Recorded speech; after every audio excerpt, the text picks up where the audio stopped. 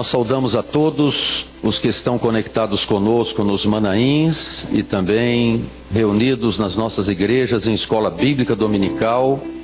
Nós estamos transmitindo esta aula aqui diretamente do Manaim de Domingos Martins e nós saudamos a todos com a paz do Senhor Jesus.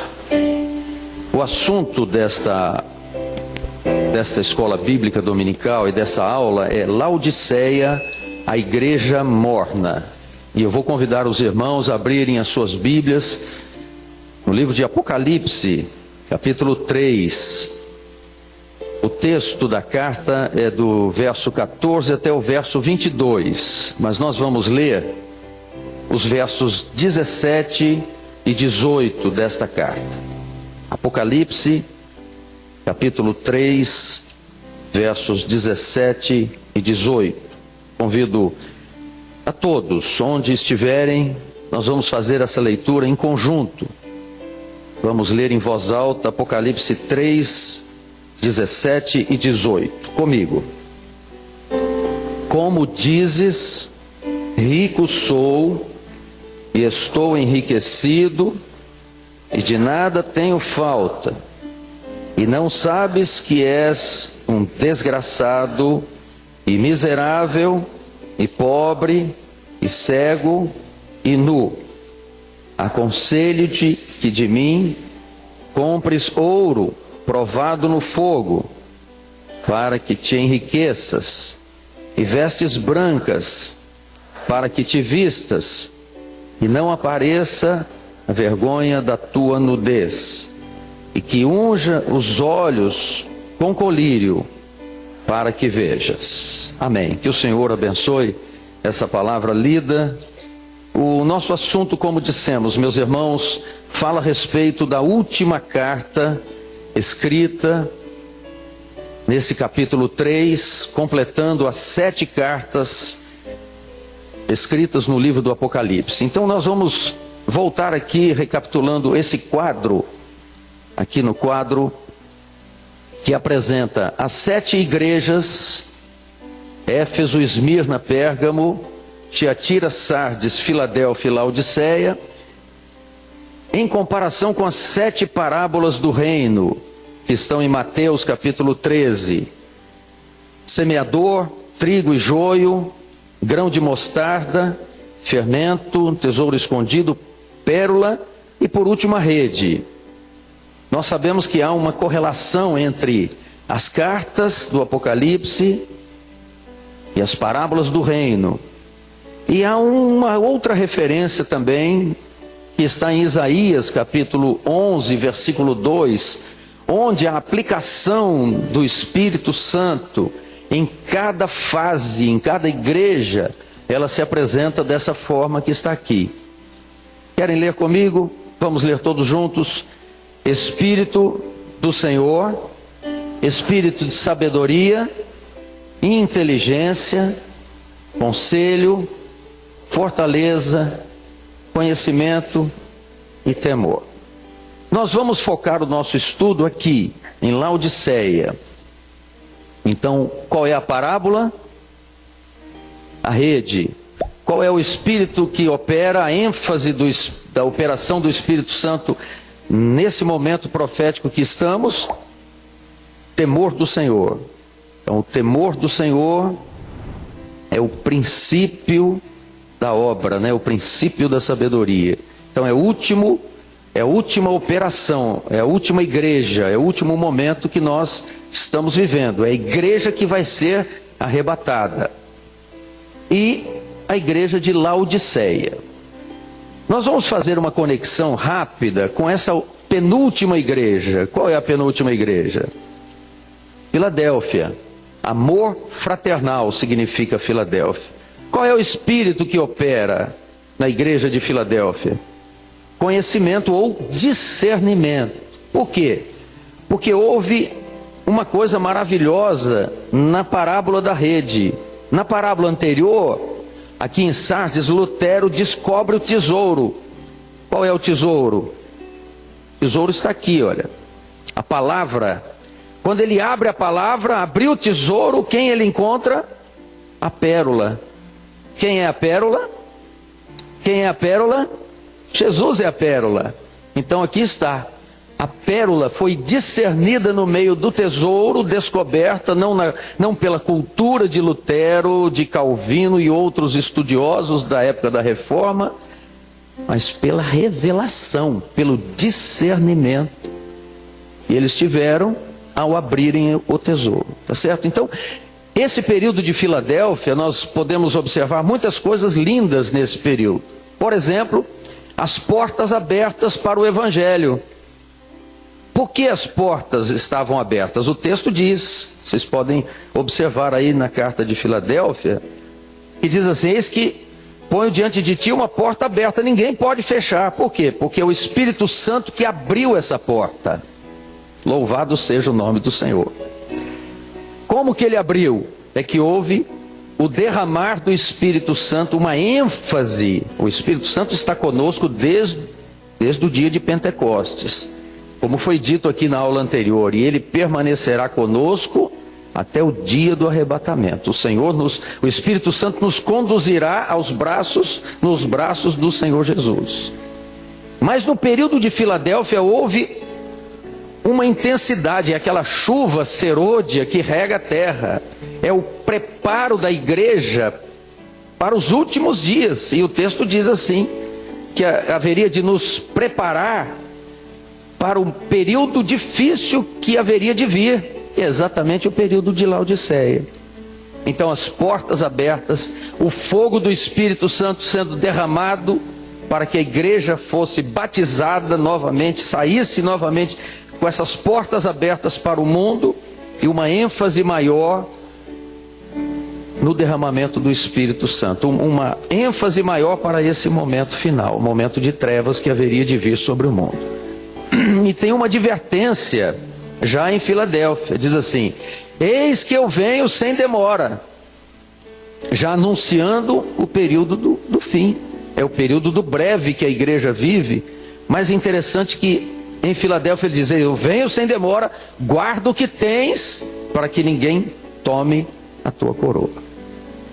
Então, meus irmãos, o cenário de Filadélfia era o derramar do fogo do Espírito Santo, e a igreja saindo, pregando o Evangelho, os grandes evangelistas, avivalistas, que nos fazem entender o porquê dessa carta de Laodiceia, e que nós vamos entrar nesse assunto agora. Pode passar. A igreja de Laodiceia. Laodiceia significa direitos do povo. Laos em grego é povos, né? Povo. E de ceia vem de dikaios, que é direito. Então, direitos do povo. Nunca se ouviu, como tem se ouvido hoje, o povo tendo os seus direitos. Todo mundo tem direito, tem os seus direitos.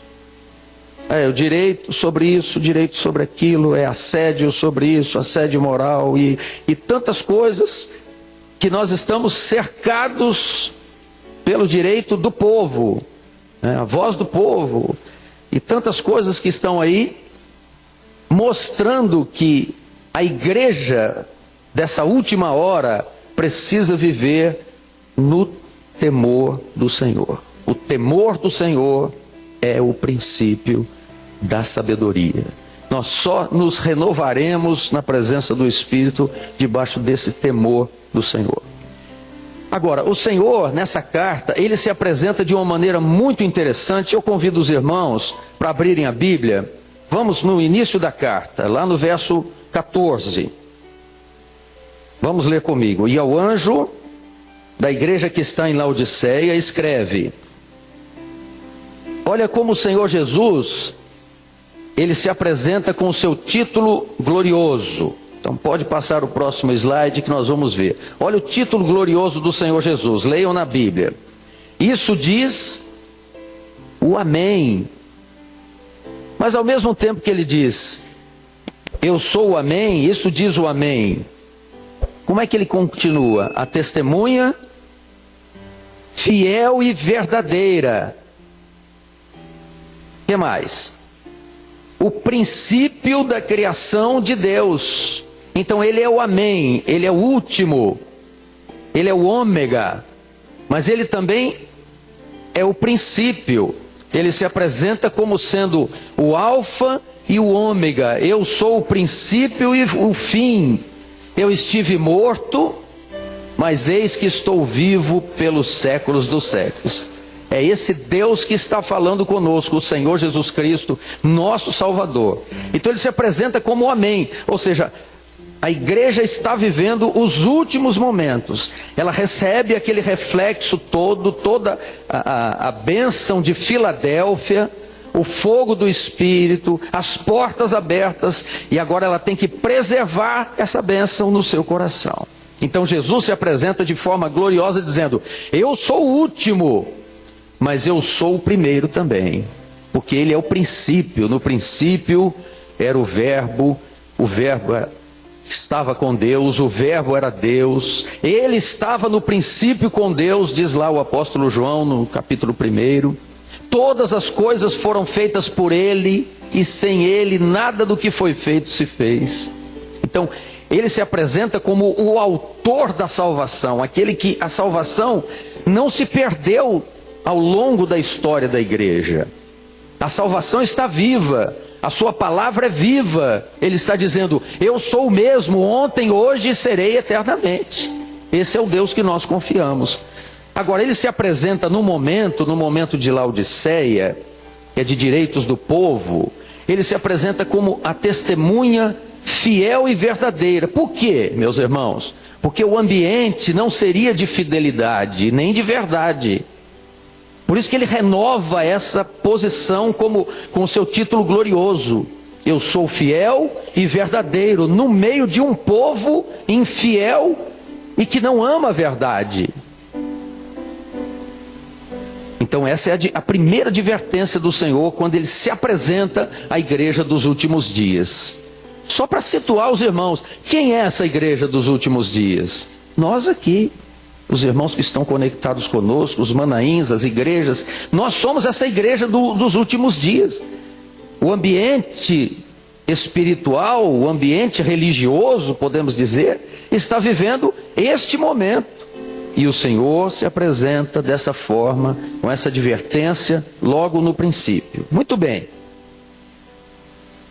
No verso 15 diz: eu conheço as tuas obras, eu sei as tuas obras. E aí o Senhor começa a mostrar a realidade de um cristianismo que nos rodeia. Ele diz: eu sei que não és frio. Leiam comigo, verso 15. Eu sei as tuas obras, que nem és frio, nem quente. Tomaras que foras frio ou quente. Verso 16. Assim, porque és morno e não és frio nem quente, vomitar-te-ei da minha boca. Então, meus irmãos, o Senhor mostra o seguinte: a igreja tinha o fogo do Espírito. Ela recebeu essa bênção do Espírito Santo, diretamente do Espírito Santo. Mas o que ela fez? Ela colocou a sua frieza junto com o calor do fogo do Espírito. E houve uma mistura do quente com o frio. O que deu? Mornidão. A água ficou morna. E essa água morna não serve para nada. O Senhor diz assim: quem dera foras frio ou quente, mas como és morno, ou seja, você fez uma mistura daquilo que veio do Espírito Santo com aquilo que veio de si própria, da própria igreja, da própria infidelidade dela no caminho do Senhor, se tornou morno. O morno não serve para o corpo. Que coisa interessante, né? Não serve para o corpo. O Senhor diz: eu vou lançar você fora do corpo. Você vai para fora do corpo. Você não serve para fazer parte do fiel. Então, meus irmãos, mais uma advertência do Senhor. E aí o Senhor mostra o que a igreja pensa de si mesma. A igreja infiel, ela tem um autoconceito. Vamos ver. Ela diz assim: rico sou, ou rica sou, estou enriquecida, e eu sou autossuficiente, não preciso de nada. Eu estou rica, estou enriquecida, e de nada tenho falta. É interessante que Laodiceia, meus irmãos, a igreja de Laodiceia era uma igreja rica, era uma das cidades mais ricas da Ásia Menor da época. A igreja de Laodiceia sofreu um terremoto e os próprios habitantes da cidade reconstruíram a cidade com seus próprios recursos. Então, ela se julgava muito rica, autossuficiente, ela não precisava de ninguém, não precisava de ajuda de nenhum vizinho ali, de nenhuma cidade vizinha, ela era autossuficiente. Estou enriquecido, não tenho falta de nada. Mas esse pensamento, ela que tinha, ela diz, o texto diz assim, o Senhor Jesus, que conhece todas as coisas, diz assim: como dizes, você que pensa a respeito de si mesma assim. Mas no mesmo versículo, no versículo 17, o Senhor mostra o que ele pensa, qual é a revelação do Espírito Santo a respeito dessa igreja infiel e não verdadeira, né, que está misturada com o fiel e com o verdadeiro. E a advertência do Senhor diz assim: olha, você não tem a graça que o Espírito Santo deu aos apóstolos. Não tem a graça que o Espírito Santo deu aos apóstolos. Você vive miseravelmente, vive mendigando as coisas espirituais. Você tem a pobreza de um ministério, né? A pobreza espiritual, a pobreza, a falta das revelações. Você não enxerga a profecia. Você está cego quanto às profecias e, por fim, não tem as vestes, está desnudo, não tem as vestes de salvação e as vestes de um testemunho de salvação para essa última hora. Então aqui nós temos, né, o ministério. Se você olhar os 5 ministérios, o ministério hoje está em ruínas, né? O apóstolo, profeta, evangelista, pastor e mestre, numa outra sequência, evidente que não está na mesma sequência, e é um assunto para uma outra aula nossa. Mas demonstra como é que está o ambiente religioso, né? O ambiente, podemos dizer assim, como está o cristianismo nessa última hora. Ele pensa de si mesmo uma coisa, né? Ele acha que o grande agregar de multidões, as coisas bonitas que ele se apresenta, é aquela coisa de aparência. Eu estou rico, eu estou abastado, eu não preciso, estou enriquecido, não preciso de coisa alguma. Mas a advertência do Espírito está sem a graça, está miserável, pobre, cego e nu. Que contexto difícil, né, meus irmãos? Mas as cartas do Senhor servem para isso, para nos advertir, porque isso é profético, isso é para os nossos dias, isso é para você e para mim, é para a advertência é para os nossos ministérios também. Nós temos que estar na dependência do Senhor, nós não podemos ser autossuficientes, nós temos que buscar a cada dia a manifestação da graça do Senhor, buscar como pobres, como necessitados, mas não como miseráveis, não como aqueles que acham que precisam de si mesmos para transmitir uma cultura bíblica. Não, nós estamos aqui como servos necessitados do Espírito Santo. Sem a revelação do Espírito Santo nós não damos um passo, nós não conseguimos viver um momento sem a presença, a graça, a misericórdia desse Deus maravilhoso que tem nos sustentado nesses tempos todos, nesta caminhada. Mas é o que aconteceu. Então, o que houve em Laodiceia? Misturou o santo com o profano.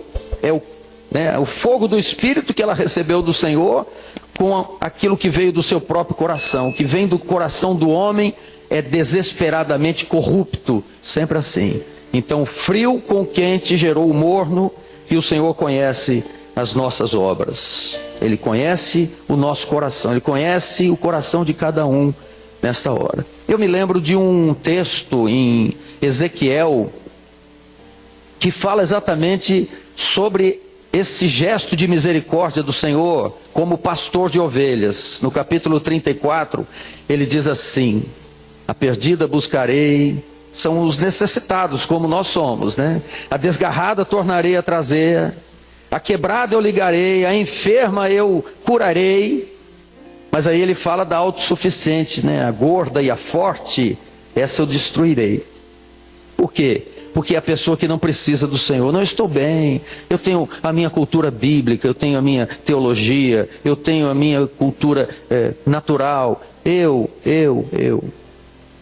E o Senhor diz: aconselho-te. E agora é que vem uma grande bênção para o nosso coração. É o grande conselho do Espírito que cai no nosso coração de uma maneira extraordinária nesta hora. E eu quero ler com os irmãos, todos juntos, onde estão conectados conosco também. Vamos abrir a nossa Bíblia e ler o verso 18. Comigo. Aconselho-te que de mim compres ouro provado no fogo, para que te enriqueças. Jesus disse que ela era uma igreja pobre. E Jesus está mandando ela comprar ouro para se enriquecer. O que mais? Vestes brancas para que te vistas, e não apareça a vergonha da tua nudez. Muito bem, ela tinha que comprar essas duas coisas aqui, olha. Mas ela era pobre, vai comprar com o quê? O senhor não disse que ela era pobre? Sim. Ela não tinha dinheiro para comprar, ela pensava que era rica, mas como é que ela vai comprar? Ela tinha ouro, mas um ouro impuro. Um ouro impuro. O Senhor está mandando ela comprar ouro provado no fogo. Como é que é o ouro provado no fogo? O ouro impuro, o metal é assim: você pega o metal, coloca num cadinho, né, uma peça da engenharia metalúrgica, e você aquece até o ponto de fusão, até ele ficar líquido. E o que acontece com as impurezas? Acontecem com as impurezas do metal, elas sobem e são as escórias. É quando você prova o metal no fogo, tira a escória e o metal fica limpo. Ela não tinha dinheiro para comprar esse ouro puro. Ela tinha o ouro, tinha riqueza, mas esse ouro puro, quem tem para vender é o Senhor Jesus. Compres de mim. É o que nós recebemos aqui quando o profeta Isaías diz assim: vinde, comprai e comei, sem dinheiro e sem preço, vinho e leite. A salvação é de graça. Nós temos recebido essa bênção graciosamente. O Senhor tem nos dado isso de graça. E quando nós provamos desse poder, esse ouro purificado no fogo, é o poder de Deus, que nós não temos capacidade de tê-lo, mas o Espírito Santo concede a uma igreja fiel e verdadeira, a um povo que o busca na sua dependência, não na sua autossuficiência, mas na dependência do Espírito todos os dias. Vestes brancas, por quê? Porque vestes brancas é o testemunho de santificação. Nosso coração, como dissemos há pouco, é desesperadamente corrupto, mas nós amamos ao Senhor. E o caráter do servo de Deus está aqui, ó, nas vestes brancas, de buscar ao Senhor nas madrugadas, no jejum, no testemunho de salvação. Mas nós temos que comprar isso do Senhor Jesus, nós temos que buscar isso dele, e dizermos para ele claramente: Senhor, nós não temos com que pagar, nós não temos obras para pagar, não adianta, nós queremos comprar isso do Senhor, mas pela tua misericórdia. E é o nosso pedido nesta manhã: Senhor, dá-nos deste ouro purificado pelo fogo, dá-nos vestes brancas. Nós queremos continuar com essa bênção no nosso coração. E a igreja também precisa ter uma coisa, vejam a próxima: unjas os olhos com colírio. Aqui ela não precisa comprar. Por quê? Porque ela já recebeu, ela já tem essa bênção. Agora ela precisa usar a bênção do Espírito, ela precisa enxergar ao longe. Ela já foi batizada com o Espírito Santo, só que ela misturou as coisas dela com o fogo do Espírito Santo. Então ela tem o óleo, ela só precisa colocar nos seus olhos. É o que a gente veio fazer no Manaim, é o que os irmãos saíram de casa para irem na igreja, na escola bíblica dominical, é que os outros manaíns estão reunidos, é o que o nosso povo está reunido durante hoje e amanhã, e nós buscamos continuamente a clareza para os nossos olhos. O Espírito é o espírito de discernimento. Nós precisamos voltar a Filadélfia, né? E a igreja infiel, ela precisa o amor do Senhor é para despertar essa igreja infiel. Ele está querendo que a igreja seja salva, seja abençoada, mas existe uma mistura, e nós não podemos concordar com essa mistura. Se nós cedermos em alguma coisa, de repente nós vamos estar infiéis e não amando mais a verdade. Então a advertência do Senhor para a igreja, para o cristianismo falido dessa última hora, é para que nós sejamos distintos, diferentes. Nós temos que ser diferentes nessa hora final. O Espírito Santo nos conclama: aconselho-te que de mim compres ouro refinado pelo fogo, vestes brancas para te vestires, e unjas os teus olhos com colírio. Meus irmãos, vamos ler o verso seguinte, que diz o seguinte, olha, 19: eu repreendo e castigo a todos quantos amo. Sê, pois, zeloso e arrepende-te. O desejo do Senhor é que haja até mesmo para os infiéis um arrependimento nessa hora. E o Senhor diz assim: eis que estou à porta e bato. É muito interessante essa expressão, porque o Senhor Jesus, nessa última hora, para o infiel, ele foi colocado do lado de fora. É como se a igreja infiel observasse o seguinte: se eu não caibo no corpo, se eu estou fora do corpo, Jesus vai ficar fora do meu coração também. É quase como se fosse uma troca. Ah, é? Então eu não pertenço ao corpo dos fiéis. Então o Senhor Jesus está fora do seu coração, fora da casa espiritual. Mas como Ele nos ama, como Ele ama, e a porta da graça ainda está aberta, né? Ninguém pode fechar, só Ele. Ele disse isso em Filadélfia. Nessa última hora Ele insiste, e Ele bate a porta do coração. Eis que estou à porta e bato. Eis que estou à porta e bato. Ele está do lado de fora. O livro de Cantares, no capítulo 5, fala que Jesus, alguma coisa, né? Parte daquilo que Jesus estava dizendo. Ele diz assim: abre-me, irmã minha, querida minha, porque a minha cabeça está cheia do orvalho da noite. O momento é de trevas. Nós vivemos um momento de trevas. Nós precisamos do fogo do Espírito dessa última hora. Mas Jesus não pode estar do lado de fora. Eis que estou à porta e bato. Ele insiste. Bater a porta são os sinais, né? Você ouve um bater na porta, você não acha que caiu uma fruta, um abacate, algum, não. Você sabe que bater na porta, ó, tem gente ali na porta. É um sinal, ou são sinais. É isso que Jesus tem feito nessa última hora. Muitos são os sinais da sua volta gloriosa, muitos são. Mas além disso, a igreja fiel faz ouvir a voz de Jesus. E ele diz: eis que estou à porta e bato, se alguém ouvir a minha voz. Então, além dos sinais que estão aí no ecossistema, na manifestação dos povos, no cumprimento de Mateus 24, Lucas 21, Marcos 13, nós observamos a voz da igreja. A igreja, esse grupo que está aqui, os irmãos que estão ligados conosco, o grupo dos fiéis, estão atentos a essa última hora. Nós fazemos ouvir a voz do Senhor. Todos os fiéis da terra, aqueles que amam ao Senhor, estão fazendo ecoar a voz do Senhor Jesus em toda a terra, em todos os 4 cantos da terra. Por quê? Porque Ele está à porta e bate. A igreja de Filadélfia diz: eis que venho sem demora. Mas na igreja de Laodiceia Ele já está à porta. Jesus está às portas. Meus amados, Ele pode voltar agora. Ele pode voltar antes do final desta aula, porque nós cremos que os sinais estão sendo cumpridos. Rapidamente a igreja está vigilante nessa última hora.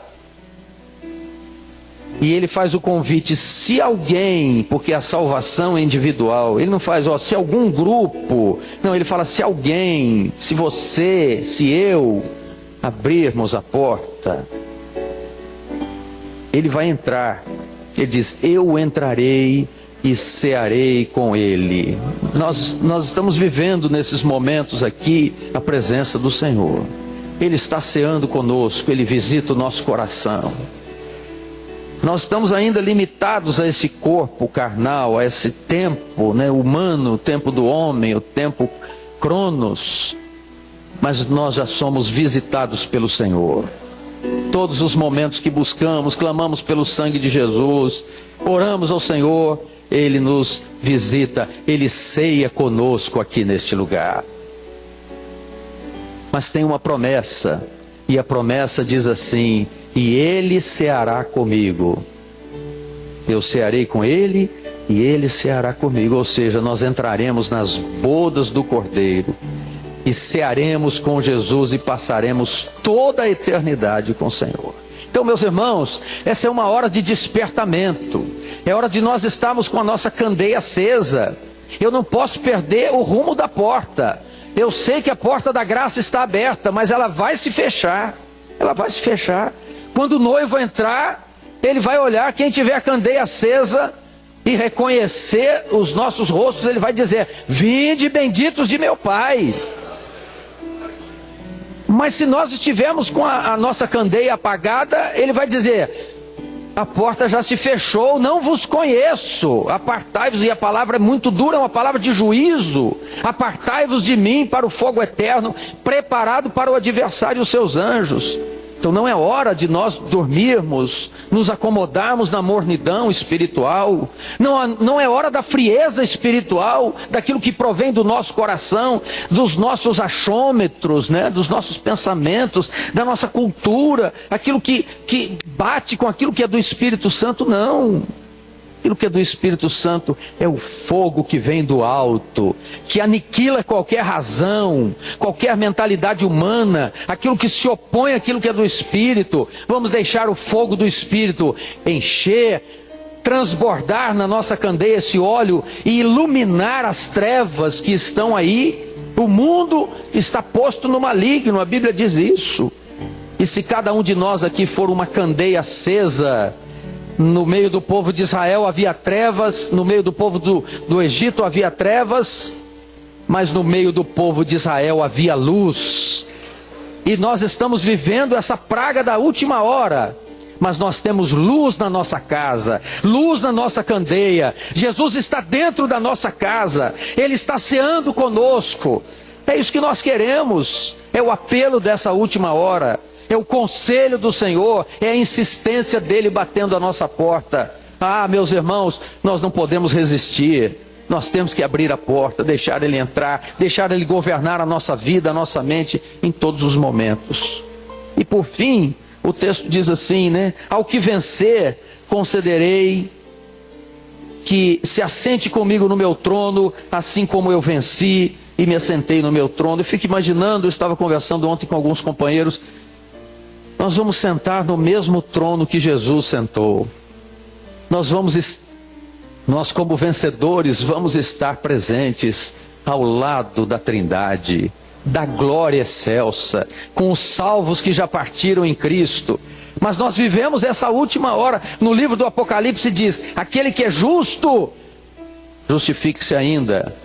Aquele que é puro, purifique-se ainda. Agora aquele que é impuro, fique na impureza. É o momento de divisor de águas. É o momento de divisor daqueles que recebem a bênção do Espírito e estão dispostos a dizer, Senhor, eu amo a minha salvação. Eu amo a Ti como meu Salvador. Eu estou aqui vivendo, ceando com o Senhor, vivendo bem ao lado do Senhor, mas o meu foco é a eternidade. Maranata!